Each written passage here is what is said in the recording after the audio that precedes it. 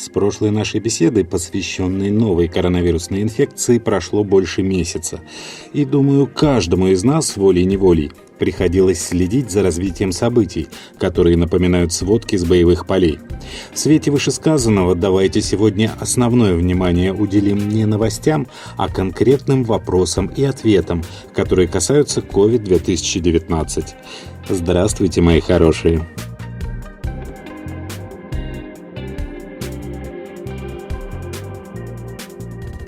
Чтобы закрыть вопрос с новостями окончательно, очень коротко о главном. Как мы с вами и ожидали, Всемирная организация здравоохранения объявила о начале пандемии коронавируса. Общее число заболевших по всему миру преодолело барьер в 2,5 миллиона. Более 180 тысяч человек скончалось от осложнений, вызванных COVID-2019. Что касается Российской Федерации, то на 24 апреля в стране зафиксировано 68 622 заражения, 5849 выздоровлений и 615 смертей.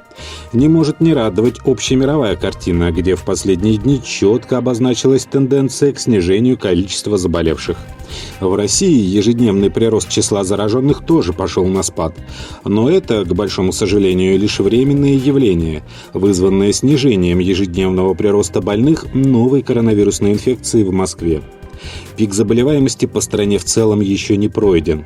В ближайшие пару недель нам предстоит вновь увидеть устойчивый рост заболеваемости за счет догоняющих столицу регионов. Первые 3 месяца этого года в России прошли в упорной борьбе с коронавирусной инфекцией, и нам достаточно успешно удавалось сдерживать ее натиск.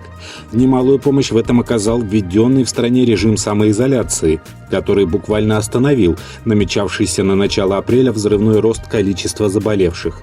Между тем, стабильное увеличение количества заразившихся в регионах нашей страны серьезно повышает нагрузку на медицинские учреждения, что в свою очередь заставляет властей принимать все более жесткие меры. Сложившаяся ситуация не имеет аналогов в современной истории. Сегодня наступило такое время, когда от решений и поступков каждого зависит не только его здоровье, но здоровье и, что самое главное, жизнь родных и близких. Хоть коронавирус – это группа вирусов, которая известна науке давно, новый штамм, который сейчас циркулирует по миру, пока мало изучен. С одной стороны, он не так страшен, как о нем зачастую говорят, и в большинстве случаев не доставляет серьезных проблем здоровью заразившегося. Но тут важно понимать, что нет одинаковых иммунитетов, и степень тяжести заболевания может быть разной. Кроме того, есть пациенты с хроническими заболеваниями, например, бронхолегочной системы, сахарным диабетом и другими. А это все дополнительные факторы риска. Более того, есть пациенты, которые могут даже и не знать о развитии какого-либо заболевания, пока оно протекает бессимптомно, а заражение коронавирусом способно форсировать и усугубить его. Однако основная опасность заключается в другом. Человек, болея новым вирусом или просто являясь его переносчиком, сам того не подозревая, способен инфицировать окружающих, среди которых, что не исключено, окажутся и ослабленные люди, а у них однозначно возникнут осложнения, вплоть до летального исхода. А кто в окружении любого из нас не может похвастаться отменным здоровьем? Конечно же, наши родители, бабушки и дедушки, представители более старших поколений. Помимо сказанного выше, стоит отметить, что вирус SARS-CoV-2, о котором мы с вами говорим, относится к группе РНК-содержащих вирусов. А это значит, что он обладает очень высокой частотой мутаций. В настоящий момент эта его особенность привела к появлению по меньшей мере 30 новых штаммов, некоторые из которых несут серьезную угрозу заразившимся пациентам. К таким выводам пришли ученые из Джэцзянского университета Китая, а результаты своих исследований они опубликовали на портале medRxiv. Исследователями были изучены образцы различных мутаций коронавируса от 11 случайных пациентов из Ханчжоу. В ходе работы они выяснили, как быстро различные штаммы могут проникать в клетки человека и уничтожать их. В результате было подтверждено существование агрессивных штаммов возбудителя, обладающих в 270 раз большей вирусной нагрузкой, чем у самых слабых штаммов. При этом более слабые мутации коронавируса не влекут автоматического снижения риска летального исхода от возбуждаемого ими заболевания.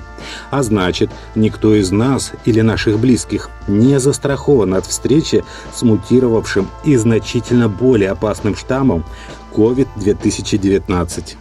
В данный момент основное распространение инфекции происходит во многом из-за безответственного поведения тех граждан, которые считают, что находятся вне группы риска. Но не стоит забывать, что даже у молодых людей встречаются серьезные осложнения после перенесенной пневмонии, вызванной COVID-2019. Существует целый ряд официально зафиксированных случаев, свидетельствующих о том, что даже в юношеском возрасте перенесенная вирусная пневмония может стать причиной потери легкими до трети их функций. В связи с чем резко падает физическая выносливость, очень сильно меняются психологические особенности, часто возникают депрессивные состояния. Целый ряд пациентов жалуются на потерю способности чувствовать запахи, и не исключено, что у некоторых из них это может остаться на всю жизнь. Ни имбирь, ни заграница, ни мифические инопланетяне никто сейчас не поможет. Все только в наших руках. Если вы находитесь на самоизоляции, оставайтесь дома. Покидайте его только по крайней необходимости. Это выход за продуктами и лекарствами. Предпочитайте лифт лестницы. Когда мы ходим по лестнице, то все время трогаем перила и иногда лишние дверные ручки, а в лифте надо нажать только одну кнопку, можно локтем.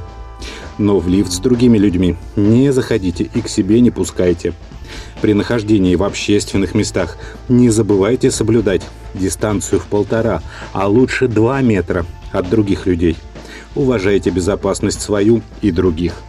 Кашляя или чихая, человек, болеющий респираторной инфекцией, распространяет вокруг себя мельчайшие капли, содержащие вирус. Если находиться слишком близко к такому человеку, то можно заразиться вирусом при вдыхании воздуха. Обязательно надевайте маску и одноразовые перчатки. Вирус может попасть на любую грязную поверхность, например, ручку двери, кнопки лифта и так далее, если ее касался больной. Не слушайте тех, кто пытается уверить вас в том, что маски не защищают и нужны только больным людям.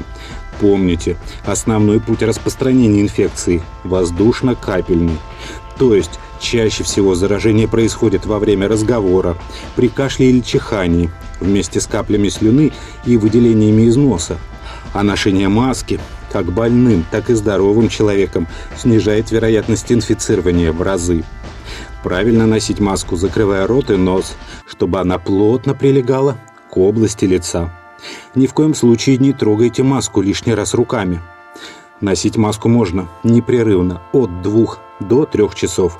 Далее менять обязательно, помыв руки после снятия маски с лица. Одноразовые перчатки по приходу домой утилизируйте, вывернув наизнанку. И не забудьте тщательно вымыть с мылом руки и лицо. Это одно из главных средств профилактики заболевания. А теперь о насущном, о том, что волнует каждого из нас.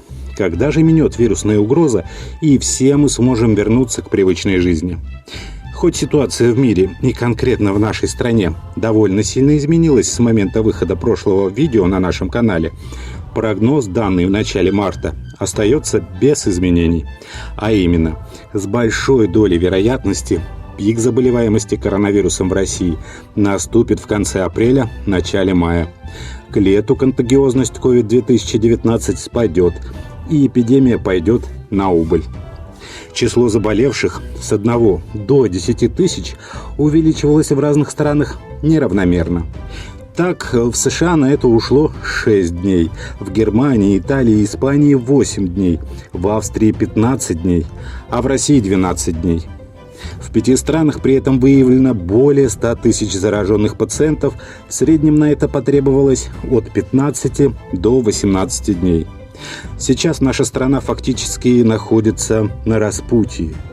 Оправдаются ли наши прогнозы? Как быстро будет достигнут пик заболеваемости и на какой цифре он остановится, зависит только от нас с вами. А на сегодня это все. Не болейте, берегите себя и близких, ставьте пальчики вверх.